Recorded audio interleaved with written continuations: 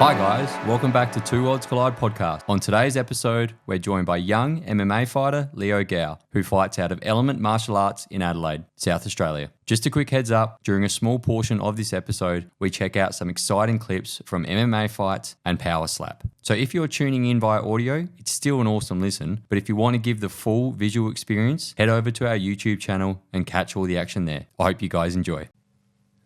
All right, you ready to roll? Ready to roll. All right, let's do it. Leo Gao, mate, welcome to Two Worlds Collide podcast, buddy. How you going? Yeah, good, mate. Thanks for having me. A young MMA fighter out of Adelaide. Mate, where do you fight out of? Element Martial Arts. Yeah, where's that? Jeps Cross, just off Main North. Yep. Yeah, nice. And what's your record? So 2-0 as a MMA, and then I've had a couple of striking fights, so 3-1 as an amateur. So what's the striking fight? Yeah, just pull that a bit away from yourself like that. There you go. So what's the difference between MMA and striker fights? So MMA, mixed martial arts, got the combination of all the stuff. So you got the grappling, the striking, stuff like that, and then the striking fights, obviously, just the striking discipline. So I had one kickboxing and then one Muay Thai. Nice. Yeah, I had a friend in the military that was big into Muay Thai, and did a few boxing fights and stuff like that. And he preferred Muay Thai because he just said there were so many more disciplines you can use. There was just so many more things you could use to knock someone out, not just your fists, which to me was just fucking crazy. It's brutal, some of that stuff. Yeah, it's elbows. And yeah, man, yeah, I've seen him throw some elbows. Both inside and outside the ring, and they are brutal. They can be some of the most powerful hits, I think, them elbows. I remember in the fight, like we didn't really train. I'd never been elbowed before. And then the guy that I was fighting was very like up and down, like bro, heaps of elbows, heaps of clinch. And then he came out and just went boom, straight down the middle. I was like, oh no. That was a bit harder than normal. Yeah, okay. What made you sort of get into MMA? Because it's not something that, a lot of people, especially in our sort of area growing up, right? Generally most people are playing footy or cricket during the summer. You don't really know too many people that are, fighting or in that sort of world. So what sort of gave you the motivation to jump into MMA? Well, that's what I was doing. I was playing footy. Yeah. I still am. I was very interested in being a firefighter. Yeah. And one of the boys at the footy club was one. So I'd always sort of, go up and just talk to him about it and stuff like that. And I was, asking him questions.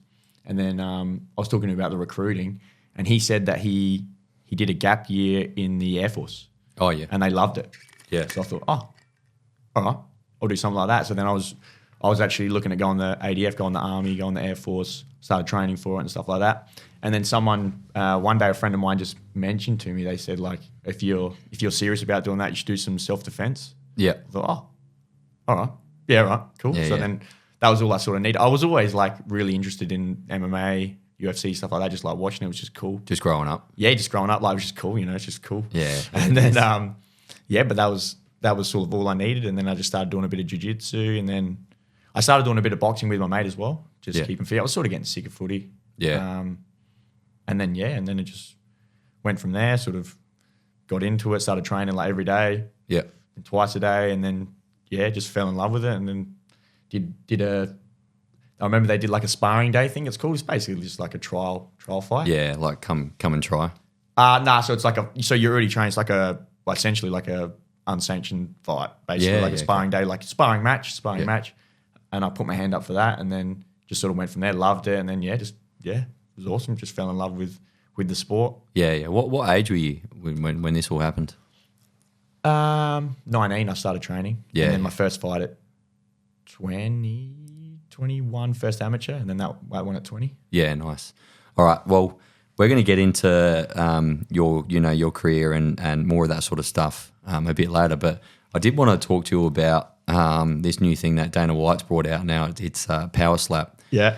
He thinks it's going to rival the UFC, but obviously Dana White says that sort of stuff because he's the promoter of it. So, but there's been a lot of scrutiny under it as well. Now, this is a first on this podcast as well, and us watching stuff through this little TV screen I've got hooked up here, and for people listening on Spotify, this will all be edited in the YouTube channel too. If you actually want to go watch that, just head over to Two Worlds Collide podcast on my YouTube channel as well. But So I might give you a bit of a better experience. But yeah, we're gonna start off by watching the 10 power slap knockouts of 2023. It goes for like 6 minutes or something, and we'll just do a bit of commentary on here as well. I think I don't really know. I've got a few mixed emotions about this power slap, but if you watch shit like this, like if they just.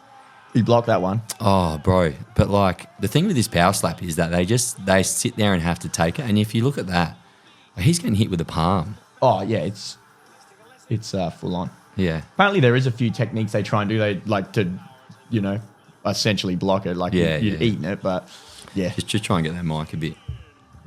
Yeah, that's it. Yeah. Look at that, man. They have actual crowds and shit there as well. Oh. And see, I love how they have the people trying to catch him as well. Yeah. Oh, no. I mean, it's entertaining. It's making me laugh. Boom. Oh, bro, he's out. What's that thing they hide behind? It's like a baton. They're meant to hold it behind their back. Yeah. Oh, really?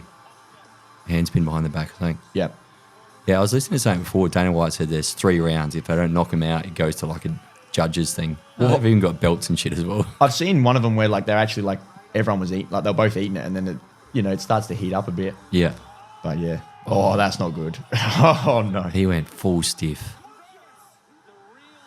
Look at that. That's all palm though. If you think as well, like getting hit with a fist and a palm, there's not too much difference. Nah. So they're practically just punching each other in the face. They've started doing combat jiu-jitsu now. Have you heard about that Nah. stuff? So it's essentially jiu-jitsu and they slap each other, and then some of them they ban the palm. Yeah, strike, right. So you actually have to slap them with your hand. Yeah.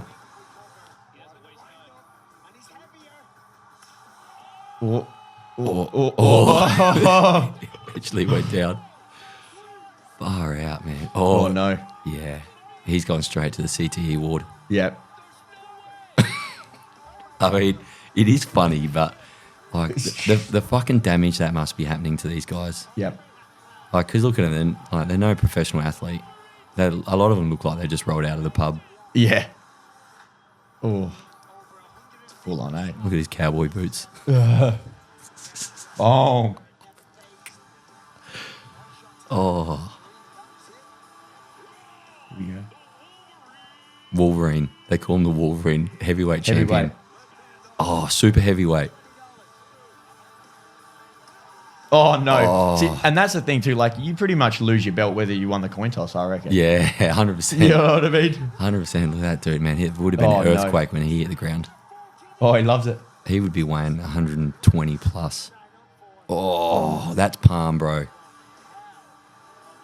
You just think as well, like, we'll get into some interesting articles after this, but you must think that with each blow, he's just taking you closer to some type of, really big issues in the future. Oh, his head just bounced off the... And they think that, like, the worst one is, like, the repetitive. So Yeah. for them blokes that are, like, they're getting slapped probably, I don't know, what is it, like 3 rounds? Yeah. Like, that's so bad for your brain. Yeah. To get up and then get hit again, and then, if you make it again, you get hit again, that's the worst for your brain. Well, that's what they said. It was so... Oh, his head just bounced off the desk. Oh, no.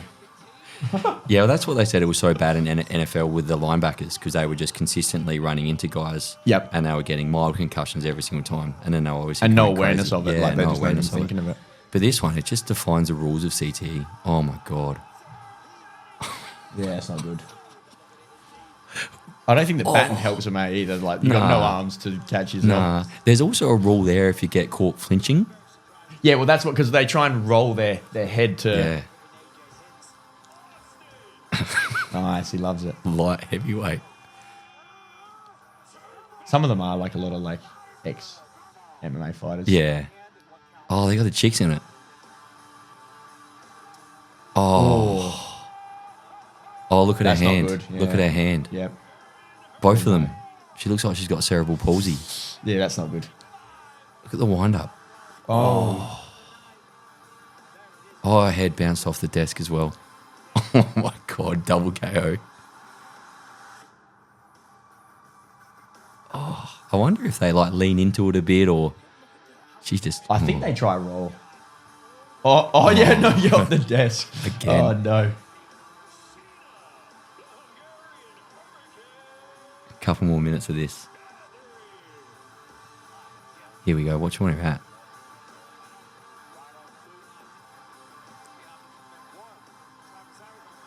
Oh, again off the desk. Double knockout. Off the desk. Look at, man, I just like, look, it would be, like, fuck, I would, if someone gave me free tickets and a few beers with the mates, it would be hilarious to go watch. Hilarious. Like, but, man, I would never compete in that shit. You couldn't give me, there's no amount of money in the world that would get me to compete in one of these things. Like, I don't, like, where's the technique? Like, yeah. They just got a whole bunch of, like, you just go into someone that's got a big chin that can just take a hit. That was a big one off the desk. Have you seen the weigh-ins for these things as well? They all have weigh-ins and they talk shit to each other. It's fucking retarded. People are like, I'm going to win the coin toss. I'm going to get you. Oh, look at him. I mean, that's the last one. It's been getting a lot of, like you said, a lot of scrutiny, like especially the people in the UFC. I guess they got to be careful because Dana's the one that's pushing it, but like most of them think it's the stupidest stuff ever. Yeah. And it kind of is, isn't it? But 100%. It's entertaining, like you said. Yeah. Now, let's just read a couple. I've got an article up here. Early deaths. Neuroscientist says we'll see CTE sooner rather than later if power slap continues. It just goes off here. So, obviously, one of the biggest things here is the competitors subjecting themselves to undefended strikes to the head, which is pretty crazy, continuously. Because that's one of the biggest things. They just stand there and do nothing. Yeah. Goes on. Block it with their head. Yeah. Here we go. Top CT expert. I think it's definitely overblown with the topics of CT and the damage that we're taking. Yeah, that's crazy. I don't get how they. Oh, look at that. They actually get the like the licensing, because a lot of the, I'm sure it's different, but here like the governing bodies are really strict. Yeah, on stuff like that. Yeah, the Nevada State Commission. I read an article on it before. The guy that gave him the license is like regretted it 2 years later. Yeah, there you go. Yeah. Check that brain out, man.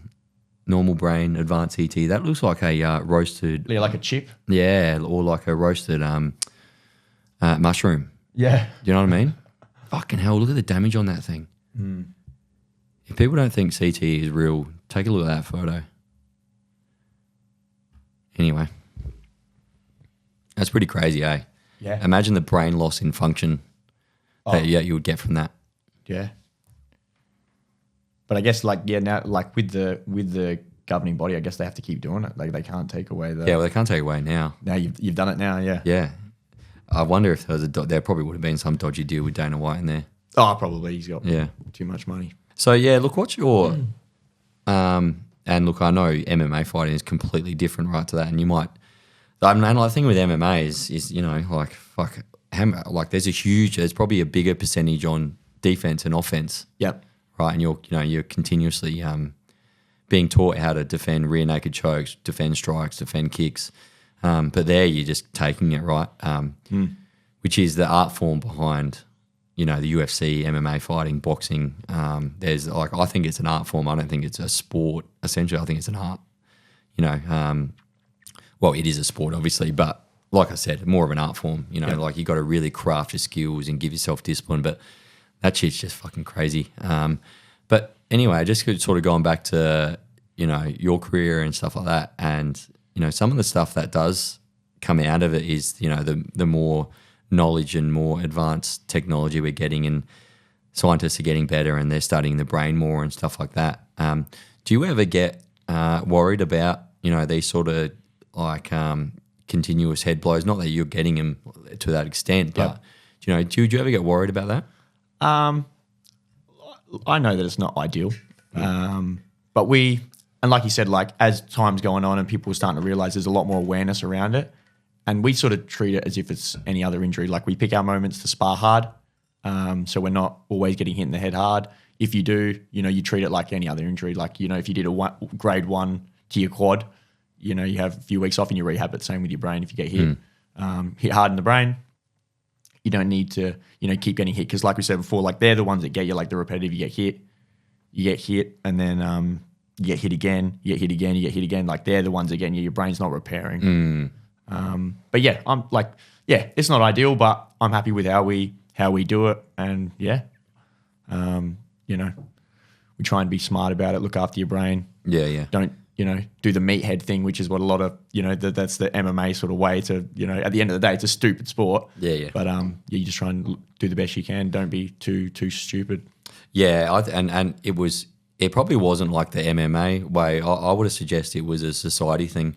Even when I was growing up young, right, when I was playing footy, like 05, when I was 15 to before I joined the army to 18, like if you got a bad knock, it was soft to go off the field. You know what I mean? So like the whole environment has changed around that. If you get a head knock now, you need to come off and get assessed and stay out of the game. But before it was you were being seen as a pussy. Yep. Which is good now that they've identified that, because what you're talking about is that continuous head blow time after time. That's the one where you get fucked, and that's where power slap comes into it. Like the rules are they have 3 rounds.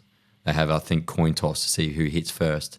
And if they don't knock each other out, it goes to the judges. But they do get 3 mega slaps at each other. Yeah. Which is like, if you're on the third one. Horrific for your brain. Yeah, I'm like, it doesn't matter if they're not getting knocked out. Every hit they're getting. And, a palm, like, I don't know if anyone ever, for people that have been punched in the face, they understand that a fist and a palm, there's not too much difference if you can connect correctly. And yeah, what they're doing there was just fucking crazy. It fucking sells tickets in it, and like me and you sit there and we watch that. But the people getting slapped behind that, they must be like desperate in some way. I'd like to know how much they're getting paid. Yeah, I'd like to know how much they're getting paid. I'd like to know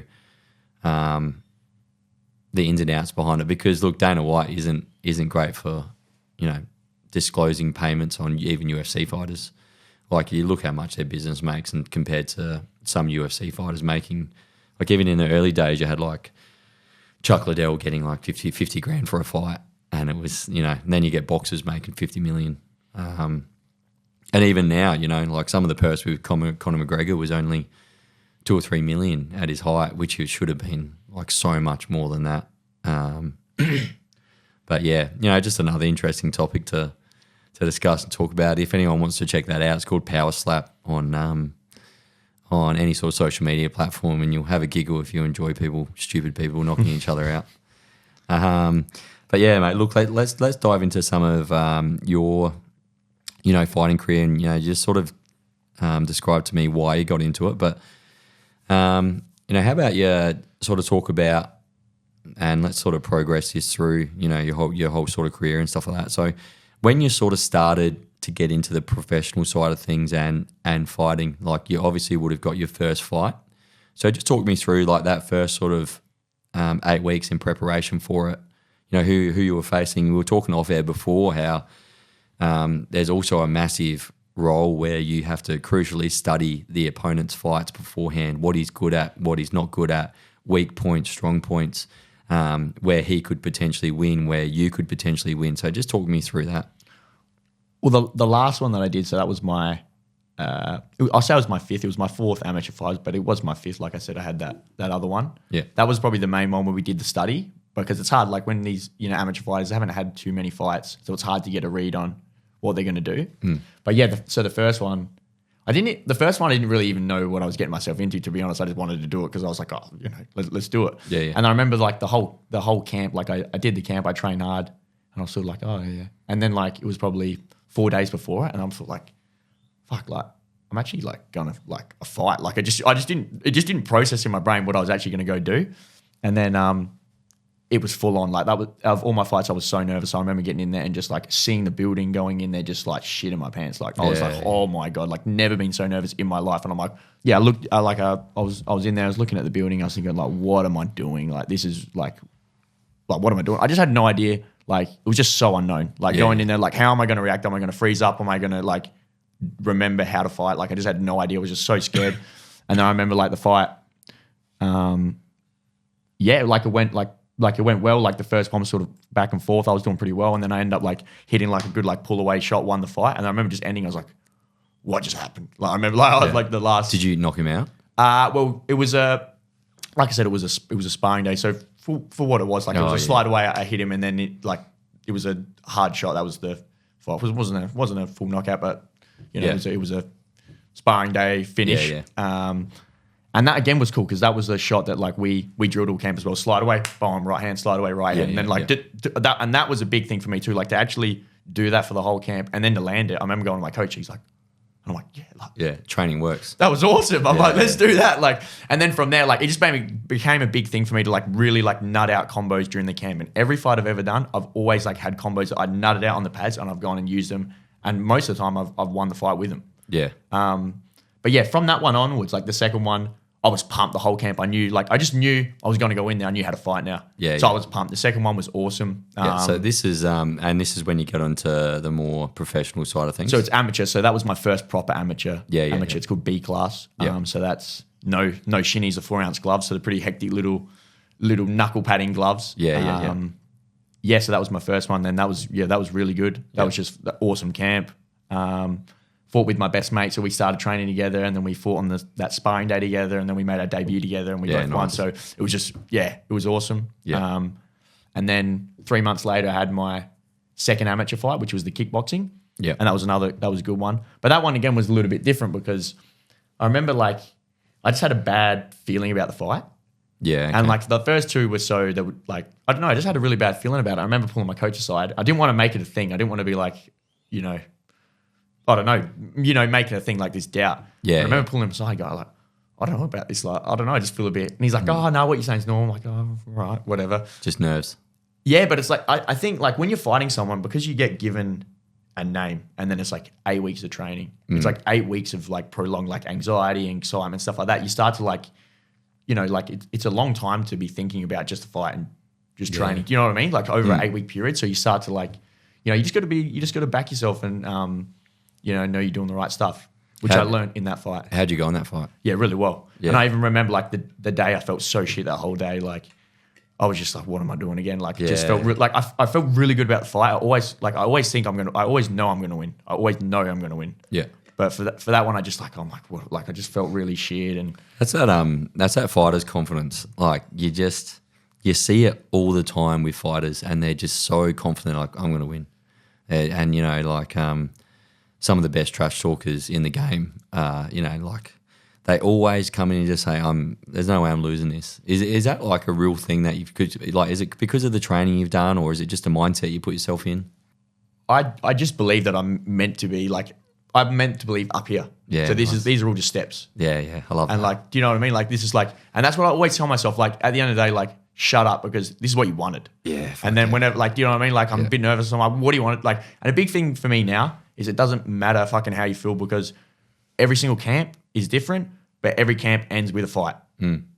Like you're going to fight. Yeah. So like, shut up. Like, do you know what I mean? You, within reason, like there's stuff you get injured, whatever, but it's like, you have to fight. Like do what you can to make yourself the best and then fight. And like, I remember even like my mate's dad, like for what, I don't know why, like in that fight, I was just like I said, I felt really uneasy. I was doubting myself a bit, not doubting myself, but I just felt a bit like, you just had this weird feeling. I just had a weird feeling. I was just like, I don't know. And then even like, I remember my mate's dad, I saw him before the fight and he just goes like, he said something about like, oh, like fighting, you either got it or you don't. He goes, oh, I think you got it. And I remember thinking like, do I? I was like, why am I thinking like that before the fight? And then I went out and like, it was an awesome fight. Just like blew it out of the park, just smashed it. And I sort of and then from there, I just like, it was a really good lesson to be like, it doesn't really matter how you feel because I know how to fight and I can fight. I'm good at doing it. So I just need to chill out a bit. Do you want to back myself? I love that thing. I love that mindset that you've got as well with that, you're destined for more. And these are just little baby steps to like something bigger, like, maybe like a UFC thing or something like that. Or it's funny, you might be sitting there and thinking maybe UFC, like fucking definitely UFC. Yeah. Do you know what I mean? That's probably your thinking. And I love that when people have that type of thinking as well. It's just, it's not arrogance. It's just, I think it's just belief in your own ability. And especially in the fight game, if you don't have belief in your own ability, because when they lock that cage, there's no one in there. There's, your boys ain't backing you up. Yeah. Your coach is only screaming stuff, but you're the only one that's only be able to do or can affect the outcome of that fight in any way, shape or form. So if you don't have confidence in yourself, you probably shouldn't be a fighter. I remember That's what I O'Malley. think. Yeah, no, 100%. Yeah. I remember O'Malley talking about it. He said like people. He goes, you can call me delusional. He goes, but I wouldn't be here if I wasn't. Yeah. And he's champion of the world. Yeah. And he's 100% right. Yeah. You got to be a little bit delusional. You got to be a little bit overconfident because, like you said, like 9 minutes. You got 9 minutes. You either beat someone up or he beats you up. Yeah. Joe Rogan says it perfectly. Champions, there's all something wrong with them. They've all got something, that people look at them and go, there's something not right with them. But it's just they're obsessed. Yeah. They're obsessed with greatness. They're obsessed with, and you look at it in business as well. Like I have friends of mine that have, built a real estate empire. And, some people look at him and be like, man, he's intense. He's intense. Every time he rings me, he just shoots these questions at me. He asks what I'm doing. And it's always intense. But that intensity and that desire has seen him build a $50 million real estate business with 300 employees. Do you know what I mean? And so anyone that's done anything like superb in their life, I think from outside in, people look at them and go, there's not something right with them, but I think they're just obsessed with their craft. Yeah. I even remember like one example of that was the McGregor on The Ultimate Fighter when he was coaching recently. Did you ever watch that? Yeah, he was like, wasn't he drunk for a bit of it as well? I don't know, but people were saying that and stuff like that, and like when he was coaching and stuff like that, I'm like, no, he's just passionate. Like, you know what I mean? Like he starts preaching and he's like going off and people are like, oh, he's on drugs or whatever. I'm like, no, I reckon he's just passionate about what he's saying. Yeah, I reckon he's a bit. There was one time where he got up and I think he threw his bottle and he's like, stay on your fucking feet, stay on your feet, and the other guy, that was, I think it was Chandler. It was Chandler that was coaching on the other side. Yep. He's like, treat you guys with respect. He's like, fuck that. And he's like, these guys need to be here for themselves. There's no team here. They're not working together. They're all fighting for themselves. And if they're not going with my instructions on how we're going to plan this fight out, then what the fuck are they doing here? And I was just like, I have a bit of respect for that. I love the old Conor though. I don't know. I think Conor sort of lost his way in the last few years with all his drinking and stuff. Yeah. And it sort of happened. I think his downfall was after the Floyd Mayweather fight. He sort of just lost his that spark, I think. And look, man, I would lose. I wouldn't want to get a punch in the face as well if I just got $100 million from boxing. I would never want to go back, and I would enjoy myself on super yachts and stuff like that. But yeah, I think he's. I hope to see his return, but he just pulled out of the Chandler fight, didn't he? He broke his foot or something like that. I don't think. It just doesn't seem like it's even happening, does it? It doesn't seem like he's even training. Nah. Just you see him partying heaps. Yeah, he's posted a lot of that, and he's always at the BKFC. Yeah, he's a part owner. Is that the bare knuckle? Bare knuckle. Fuck, man. Another CTE. CTE. Bro. And like, one of the interesting things are, and I don't know who said, I think it was George St. Pierre said it. He goes, if you want true UFC, take the gloves away, because for the strikers, the gloves are at a disadvantage. Yep. Because like if you they've got that little bit of cushion there. So, if you want to really knock someone out, the strikers are actually at a disadvantage with the gloves on.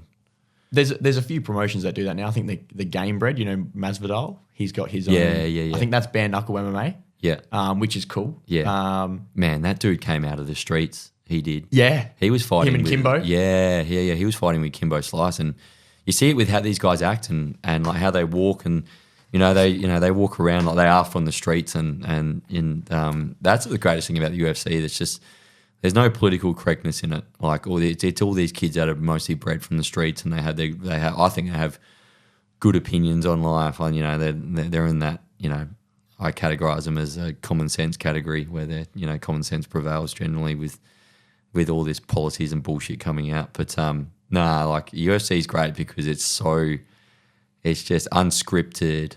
The guys are generally from a hard part of the world or a hard part of life. They've grown up hard and they're just enjoying themselves, talking trash to each other. That's what I just love about fighting in general as well. Yeah. Like O'Malley, he's got his big pom-pom hair and his little glasses. Like, we beat you up though. Do you know what I mean? Yeah. It doesn't matter. Like, at the end of the day, they're going to get in there and fight. Yeah. And that's the purest thing. And their characters as well. A lot of them are characters, like I said before, because they've come up in such a hardened environment. Yep. Another guy there, their same weight talking trash to them. Like they're probably used to fucking beating up people twice the size. Yeah. You know, or double the age from when they've been young. Like look at the Diaz brothers. Like they were brawling since they were like 12. One of the greatest things about what Nate Diaz said it was like, have you ever been bullied in school? He's like, no, I had an older brother.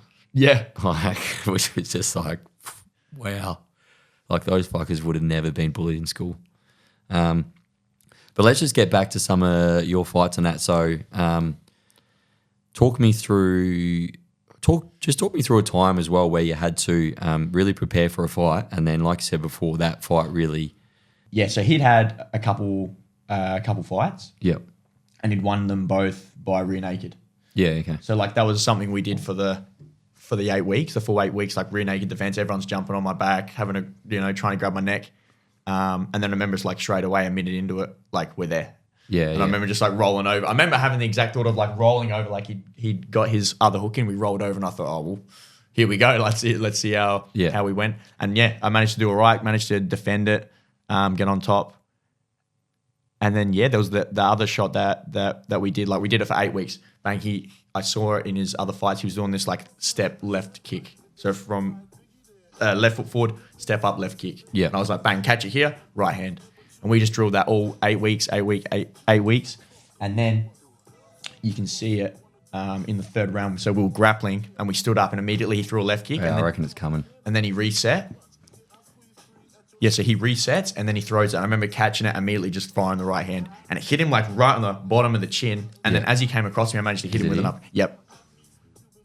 Oh, yeah. Did that toe drop? That was good. So yeah, like even like just to like do that, like that in itself was like, it was just awesome. Like it's a craft. Yeah, like we drew that up. I remember even the people at work, so they were asking me at the other gym that I work at, they were asking me about my fight.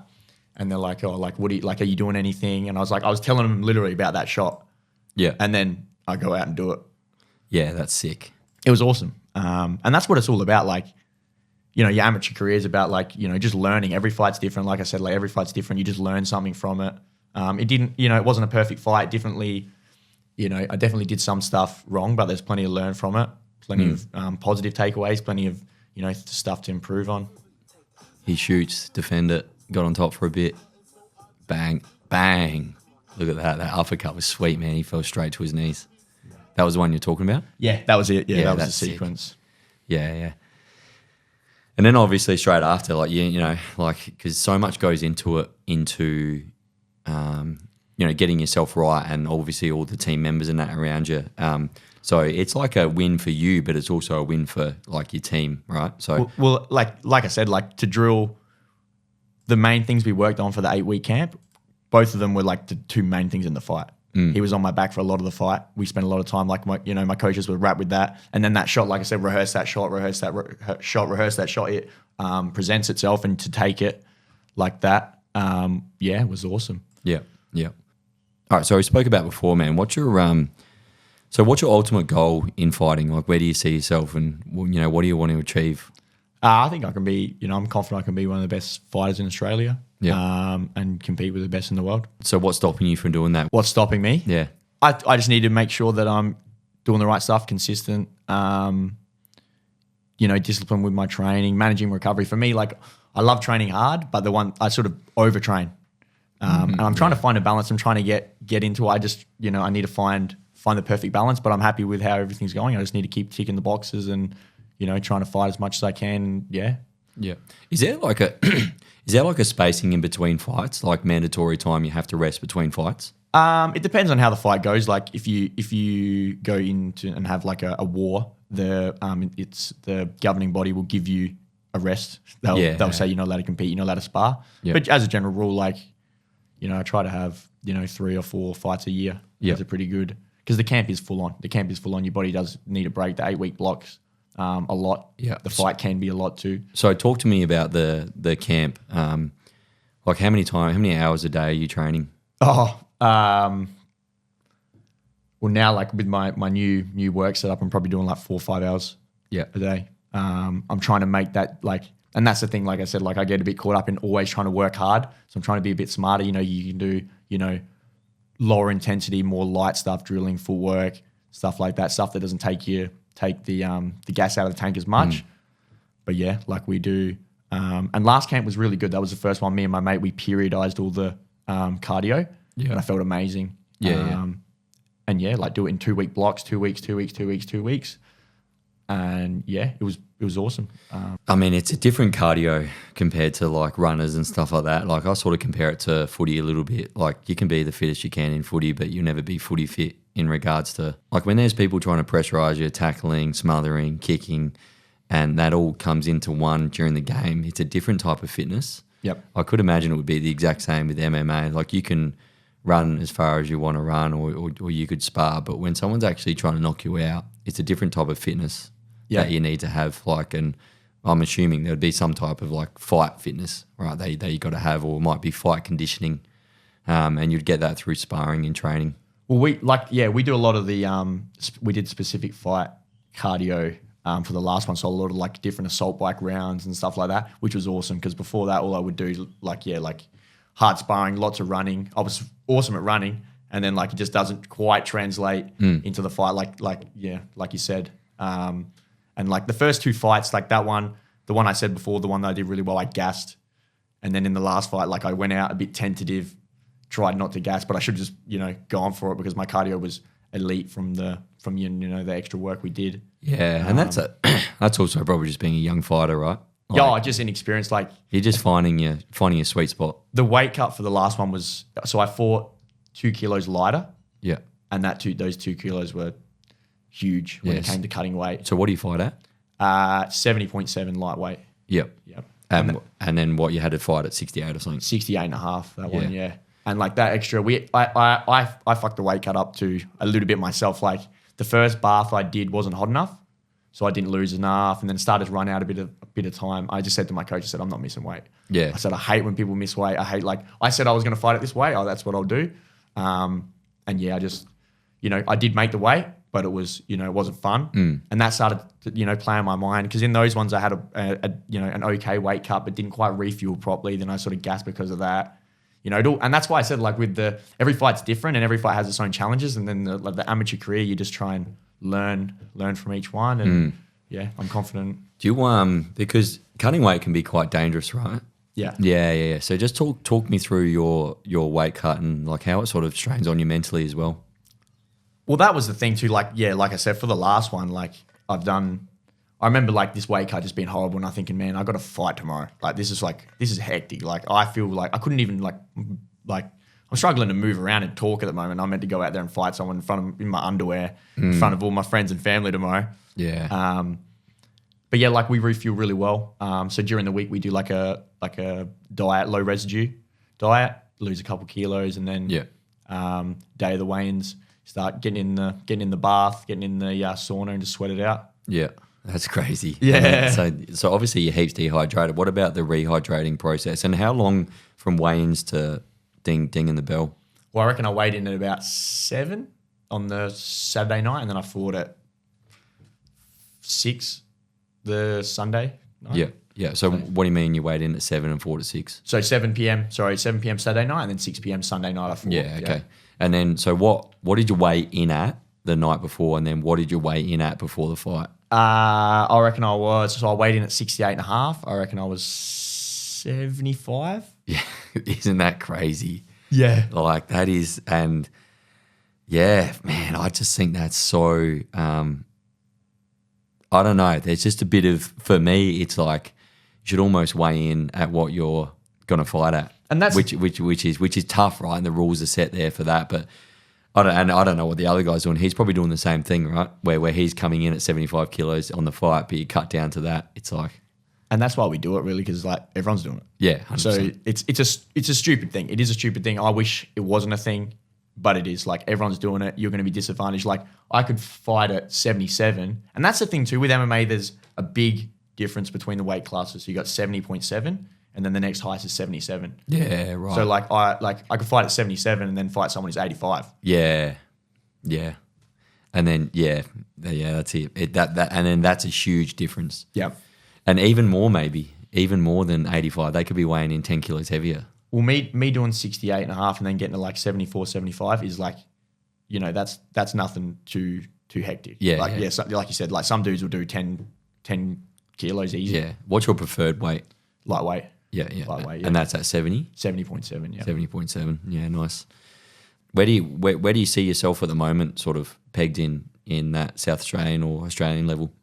I've got a long way to go, like in terms of like the Australian level. I just haven't had enough fights, haven't had enough time to, like I just got to keep trying to, get the fights under my belt. Yeah.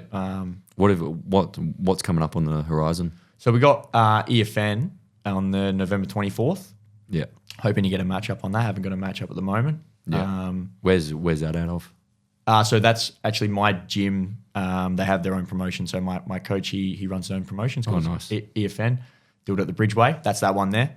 It's pretty cool in there. It's pretty loud in there. They fit like, I don't know, 700 people in that back room. Yeah, yeah. Good night. But yeah, hopefully, November 24th. That's what I'm aiming for at the moment. Hopefully, I've started training for that. And then I don't know. There might be some shows that pop up like December, and then if not, then early next year. Yeah, yeah. I've had a few mates, just in my military background. They've a lot of fighters, a lot of those type of people join the military, especially the job I was in as well. Every second person was a boxer, MMA fighter, kickboxer. A lot of them have got them cauliflower ears, scruffed ears, and stuff like that. But for reference, I remember how much I was just out of my depth when I went down. We were in Afghan one time. We went down to the gym and just did a wrestling session with one of the guys that had fought professionally in Sydney, Townsville, and Melbourne, stuff like that. I think he had a record of 9-0. And this was back in the early 2000s. And one of my closest mates did today. And we went down there and wrestled. And he had me tapped out within like 10 seconds, 10 times in a row. And like, he even then started to let me be in the dominant position, like for like full mount and stuff like that, and he still had me tapped out within 10 seconds. He was like pulling my fucking arms, ankles, like choking me.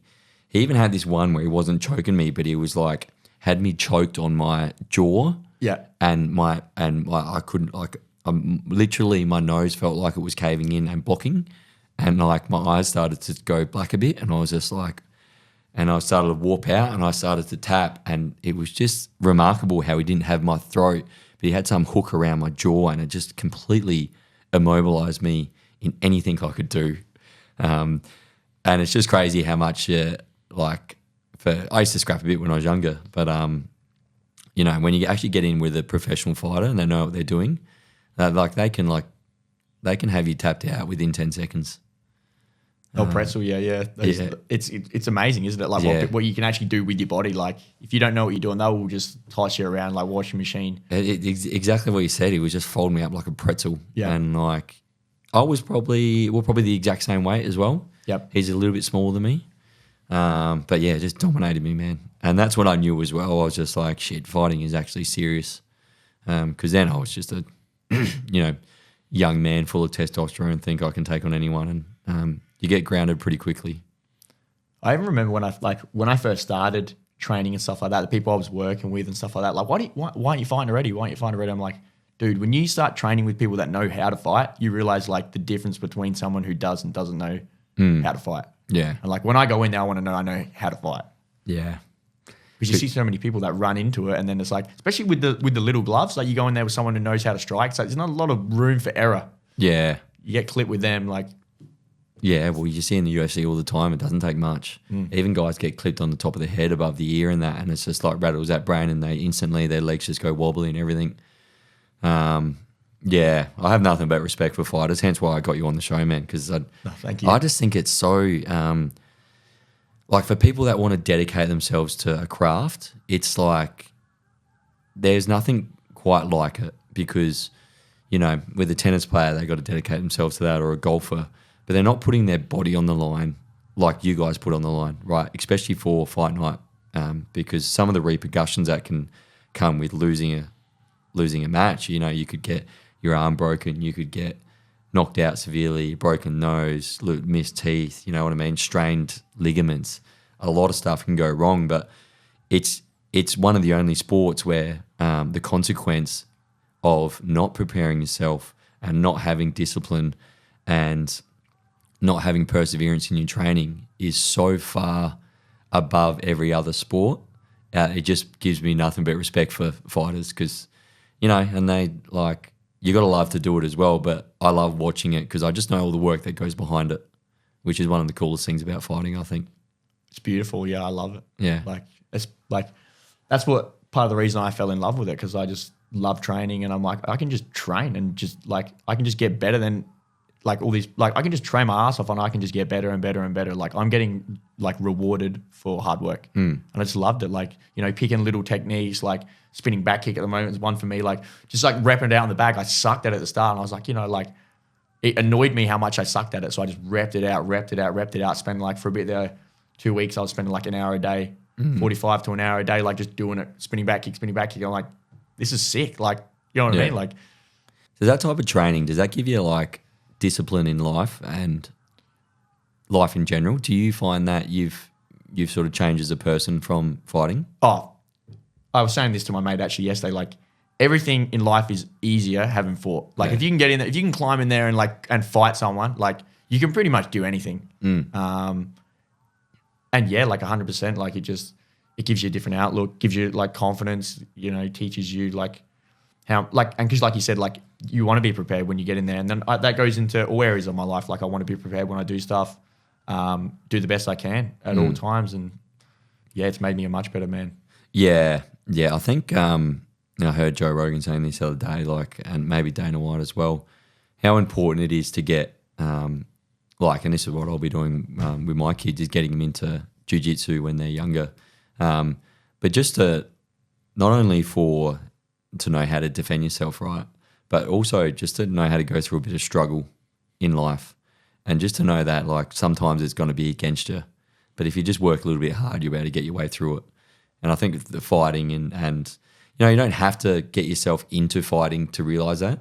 Getting yourself into jiu-jitsu and sparring and training down the gym, like you can also get that out of that.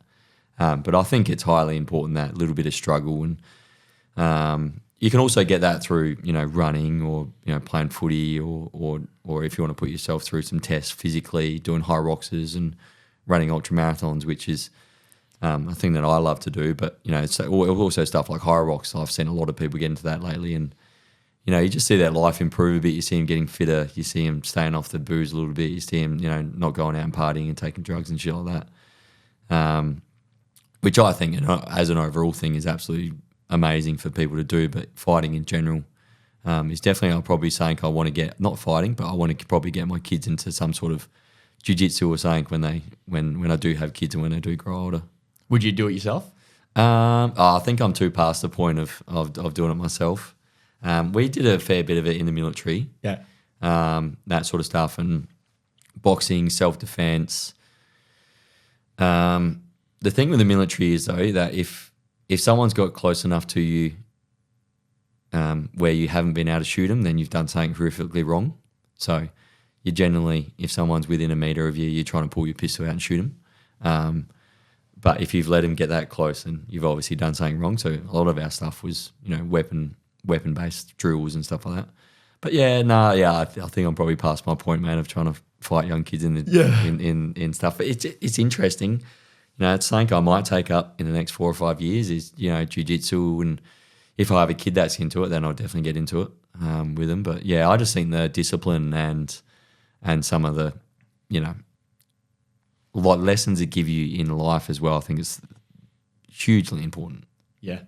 And even like to get back to what you're saying about the partying and stuff like that, like it did that for me. Like I was sort of, I guess a bit lost before. Like I just didn't really have like the thing that got me going. You know what I mean? Like I just didn't have that drive to really like. I always trained hard from the time I was like 14, 15. I always trained hard. I was always like training my ass off. But it wasn't necessarily for something. Like I did one marathon, not quite a 100K, which I thought about. That's why when we were talking off air about the highest and trail one, because I looked at, before I was fighting, I looked at like that sort of stuff. I was going to try and do that sort of stuff. But yeah, as soon as I started fighting, I was like this is it. Like this is. You just fell in love with it. I just fell in love with it, and then stop drinking. Just get like this was it. I was like, this is what I needed, and yeah, it's just made me such a better person. Yeah, it's giving you purpose.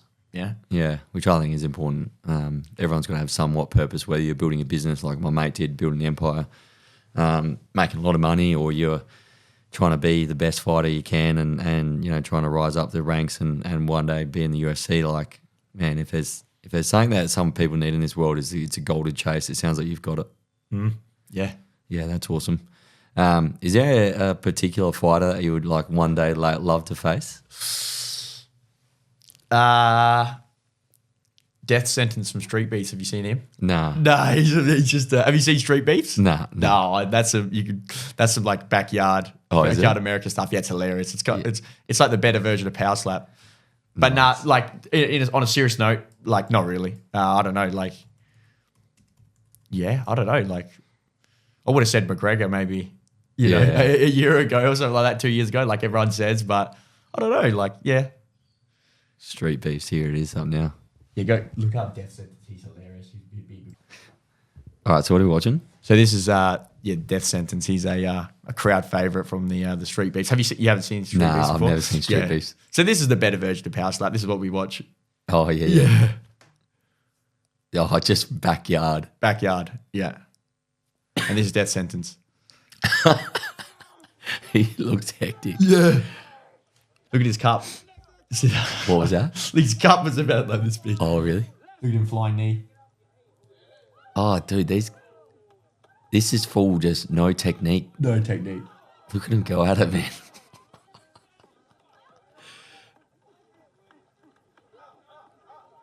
This is full backyard. And I think he's had like maybe 4 fights. I reckon he's been choked out cold in 3 of them. I can't fight, but he looks like he's throwing like punches like a bit of a girl. I don't even know what they are. That's like some power slaps. Oh man. But yeah, if I could fight anyone, probably him. Yeah. That'd be a good one. Do you reckon you'd destroy him? Oh, not if he gets me with that flying knee from the start of the fight. Yeah. Oh, man. Look at him go, bro. Look how puffed out they are after like 2 minutes. Not even 2 minutes, 30 seconds. But yeah, that's a good. Yeah, that's my favorite with my mates. Just to watch that. Yeah, there's heaps of that stuff. You said you did a marathon before. What'd you run your marathon in? So I did it. Yeah, so I did the Barossa one. I ran it in 3 hours 45. Yeah, nice. Which sub 4 hour. That's nice. I should have done it at 3:30. Yeah, like I was smashing it. I was misguided, I would say. So that I was at the gym I was at had the sauna, and I remember going in there, and the dude from the gym, which this is on me because this is stupid as, he goes, "Oh, you should do 2 sauna sessions the day before your marathon because an idiot. that'll boost your HGH for tomorrow." And What an idiot. Yeah, all right, that sounds like a great idea. And then I remember getting 15 Ks in and my hammies were blowing up. I'm thinking, this because I did, the furthest run I did was a 30 K-er or maybe a 35 K-er. And like this, like I'm 15 Ks in, I didn't even get this. Like, I'm like, what's going on? And then like just carked it, like big time. It, probably K22, just carked it. But yeah, I should have smashed the 3:30 goal. I'd like to do one again, but for what, like, I didn't train properly, and the training I'm doing now, I can't dedicate the. Yeah, you need to either do one or the other. Yeah. I mean, running. I've actually never done a marathon myself. I've only done ultra marathons. The only difference I think with marathons and obviously with ultra marathons, you run through trail and through creeks and stuff like that. But I think with marathons, you go to hell and back once. With ultra marathons, you can go there multiple times. Yep. So, but they're all enjoyable. They're all fun. Especially when you're doing with friends as well. I'm doing one next weekend, which would have been 2 weekends ago because this podcast we released in 2 weeks. And if you do it with friends and you just get that enjoyment out of going through a whole bunch of suffering with a mate, and you cross the line at different times, but you also see each other on the course. It's all enjoyable. It's all fun. Is that the furthest one you would have done? Is that 150? Did you say 115? Oh, 115. Yeah. So I would have run that by now, but it's I'm running it next week, which will be 2 weeks ago on this podcast. But I just feel like I'm fit. I've got a bit of a sickness at the moment, so I haven't really run much this week. But I've done a lot of prep. I feel like I'm ready to go. Yep.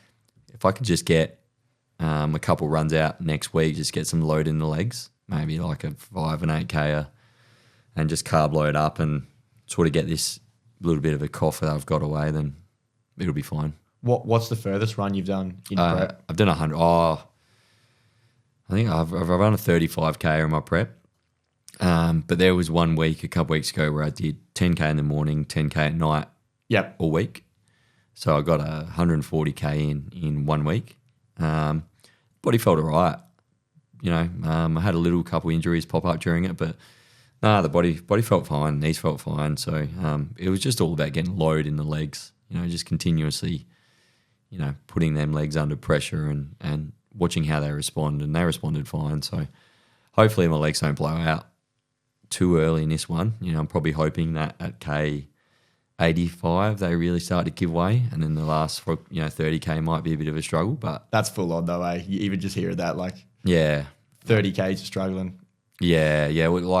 And the good thing about ultra marathons is that you're not really, you are going for time, but you're just going to finish them. So every 10 to 15K there's aid stations where there's heaps of food, you refill your water. So you do stop and sit down for a minute, take as much food in as you can, take some water in, electrolytes, salt tablets. So you are on your feet all day, but there are parts of it where you have a 5-minute break, and those 5-minute breaks can be very, very crucial to how you finish off the run. But my main thing is that you can't have those breaks the further you get on. Because when you have those breaks at K85 or K75, the body just stops on you. Like getting moving again after you have a break like that is one of the hardest things. And I've found that out time and time again. So this time I'll be having more breaks earlier and less breaks later. Okay. Just because everything just seizes up so badly on, especially if it's getting cold and you're running into the dark and the temperature drops 4 or 5 degrees and you're freezing, that's when everything just seizes up and you just struggle to run. You just go into shock a bit, wouldn't you, body? Like, what are you doing to me? Yeah. But they're when I look back on those sort of races, they're like some of the best times you look back on, because you're just fighting the urge to stop so badly. But that's where you get most of the enjoyment out of it. It's probably a similar sort of thing with you when you might have just had a shit round. But, when you come out and you identify where you went wrong and then you recorrect it on the next round, like you get heaps of enjoyment out of that because there's improvement. Yep. Yeah. Which even like I said in that last one, like I spent 2 rounds on my back and then managed to get up in the third and then land that shot. I was like, do you know what I mean? I didn't just crumble or get choked out on my back. Like, yeah. Did that go against the plan? Obviously being on, was he a good wrestler or a good grappler or jiu-jitsu or whatever? He was good. I sort of fucked up early. Like I'd sort of made a mistake and he was really good to get the position. And that's why I was a bit like, I made some mistakes, but he was good. Like, he was good. We knew that was his thing. Like even the commentator says it as he's walking out, he's going for a submission tonight. And then a minute later he's on my back. So that, like I said, we prepared for that. I did, yeah. Did you just have constant people just jumping on your back trying to choke you out in training? Pretty much, yeah. And like, especially because like it's, again, like I wasn't that great at it initially at the start of camp. So that's why I was like, all right, just do more of it now. Like, got to get good at Got to get good at it. Yep. Yeah. What's one of the best things that you've had come out of fighting, and like in particular, some of the tougher fights you've had? My second to last one my third one was a Muay Thai fight, and I hadn't even been in a Muay Thai gym before. I'd never done Muay Thai. Like I just did it because I was sick of not fighting. I went like a year without fighting because I was unlucky. I had about 6 people pull out. Yeah. So I was like, fuck, I just need to fight. Like I just did that, and I just had a real shit day. Like just woke up, like had to cut a little bit of weight, but that same day weigh-ins. So I had to cut a little bit of weight, and then just didn't really refuel properly. Felt shit. Like I'm thinking, what am I doing? In Muay Thai they do like a it's got a name. It's like a thing you do before you fight, like a You've seen like they walk around, they do like a bit of a dance, and then they walk around. Like I had no idea. Like I'm standing there like this. You know what I mean? Like I'm like, so like felt like a bit of a dick, but that didn't really matter. But like I just gassed. I gassed like so hard. It was just a shit day. I ended up losing a decision. It wasn't too bad. Yeah. But like from that point on, like, I can take the positives away. It was such a negative experience. I was so upset with what I did, but I had to take away the positives. Like, I still fought. Like I probably won the third round. I still landed probably the biggest shots. Like, there's positives to take away, and then I got to take the negatives as well. Like, let myself down in my prep. Don't do that again. Like, it's not just going to happen. Because like I had 3 good performances before that, so I was a bit, wouldn't say like overconfident, but, I felt like, I could just go in there and win, and, that's not the case. So Yeah. don't let it happen again. Like, you just got to, and then the last fight, like we spent 8 weeks just like pure, like, really nutting it out, and then it all paid off. So Yeah. Well, obviously preparation is one of the keys, right? Like with anything in life, but especially in fighting, man, I could imagine that like one of the hardest things that I would find as well is taking a fight on like 2 weeks notice. Like what do some of these UFC guys do? And you've seen that with Volkanovski, like a few weeks ago, or not a few weeks ago, maybe like this time last year or something, he got knocked out. the Makachev one. Yeah. And then before that, you seen where he did have a really good camp and he almost beat him over in Perth. Man, that was a good fight. It's a fine line too, because like a lot of the the best people in the UFC, if you listen to their story, like to get into the UFC, they took a fight on 2 weeks notice, and then they end up beating the guy, and then that's their ticket in, and then they go on to win. But then you look at that one, like he probably shouldn't have taken that fight, ends up getting kicked in the head. Yeah. Do you know what I mean? Yeah. So it's like there's a lot of like, it's a hard thing. Like it's a hard sport. Yeah. Well, look at Diaz. He took that fight on a couple of weeks' notice with McGregor, beat him, and then all of a sudden everyone was talking like Diaz was the best fighter in the world. Yep. And it was just like, shot him into getting millions of dollars when before he was getting like 150K purse for a fight. And then after that, the McGregor 2 or the second McGregor 1 or whatever, he made like a purse of $1 million or something. Yep. All because he took it off 2 weeks' notice. Would you ever take a fight off 2 weeks' notice? Yeah, like I would. Like I'm always fit. I'm always training hard. Yeah. If it was the right time, it felt right. If it felt right, I would. Yeah. Yeah. Definitely.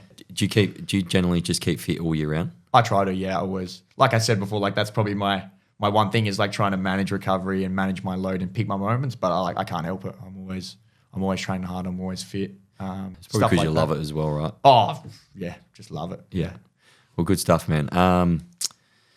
You're like 21, aren't you? 22. Yeah. 22. All right. So 18 is only 4 years ago for you, but this is like a staple of my podcast. I ask everyone this question. So looking back, if you could give your 18-year-old self just one bit of advice about life, what would it be? Take the chance and just back yourself. Yeah. Just back yourself. Yeah. Take the risk. Back yourself. Yeah. Would you? Because when did you start to get into fighting? 19. 19. Yeah, so if I could say start maybe 1 year earlier, mate, that'd be good. Yeah. But just back yourself, like take the chance. And like, if I look back at that, and I think I'm happy with from 18 to now. Yeah. I've done that. Yeah. And I'm really happy with how I'm traveling. So, yeah. Well, good stuff, man. Look, thanks for coming in. I really appreciate it. And man, big things coming for you. Next time you get a fight, let me know and I'll come watch it. I appreciate it. But look, mate, that's been really fun. You've been a good guest, and we changed things up a bit this podcast as well to having the TV screen here and that. And I think we had a bit of fun. And yeah, mate, like I said, hopefully big things coming for you, and yeah, get after it. I appreciate it. Thanks for having me. No worries, buddy. Thanks for listening. Don't forget to like and subscribe. And for more information, head over to our Instagram at 2 Worlds Collide Podcast. Take care.